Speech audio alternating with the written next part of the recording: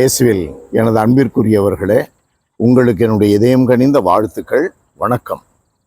அன்பானவர்களே, இன்றைய நற்செய்தி யோவான் நற்செய்தி 15வது அதிகாரம் 26 16வது அதிகாரம் 4 முடிய இயேசு தம் சீடரை நோக்கி கூறியது: தந்தையிடமிருந்து நான் உங்களுக்கு அனுப்பப் போகிற துணையாளர் வருவார். அவரே தந்தையிடமிருந்து வந்து உண்மையை வெளிப்படுத்தும் தூய ஆவியார். அவர் வரும்போது என்னை பற்றி சான்று பகருவார். நீங்களும் சான்று பகருவீர்கள்.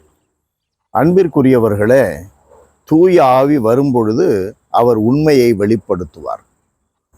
தூய ஆவி அன்னை மரியாவின் மேல் இறங்கியதால் தான் ஆண்டவர் இயேசு வெளிப்பட்டார். மெசியா வெளிப்பட்டார். கடவுளுடைய 2ஆம் ஆள் ஆண்டவர் இயேசு இவ்வுலகிற்கு வந்தார். அதே தூய ஆவியானவர் நம்மேல் வரும்பொழுதுதான் நம்மிடம் இருக்கின்ற உண்மை வெளிப்படும்.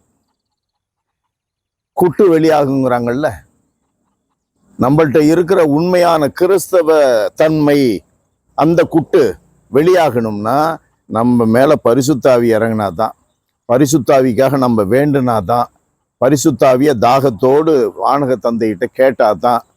லூக்கா 11:13 நம்ம வாசிக்கிறோம். தம்மிடம் கேட்பவர்களுக்கு வானக தந்தை எவ்வளவு அதிகமாய் தூய ஆவியை அருளுவார் என்பது உறுதி. கேட்கணும், தாகத்தோடு கேட்கணும், தினம்தோறும் கேட்கணும். கேட்டா அந்த ஆவியானவர் வருவார். நம்மில் இருக்கின்ற திருமுழுக்கினுடைய உண்மை தன்மை இருக்கிறதே, நம்பிக்கையாளருடைய உண்மை தன்மை, அது வெளிப்படும். உண்மை ஆவியானவர் வரும்பொழுதுதான் வெளிப்படும். அப்பொழுதுதான் நம்மால் சான்று பகர முடியும். அன்பு நிறைந்த எங்கள் கடவுளே, உம்மை போற்றி புகழுகிறோம், தாழ்மையோடு ஆராதிக்கிறோம். ஆண்டவரே, உமக்கு நன்றி செலுத்துகிறோம்.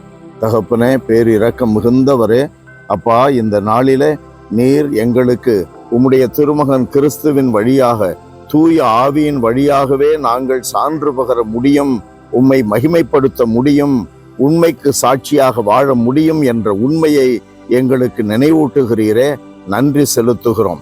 எப்போதும் இந்த ஆவியினால் நாங்கள் தூண்டப்பட்டவர்களாக செயல்பட அருள்தாரும்.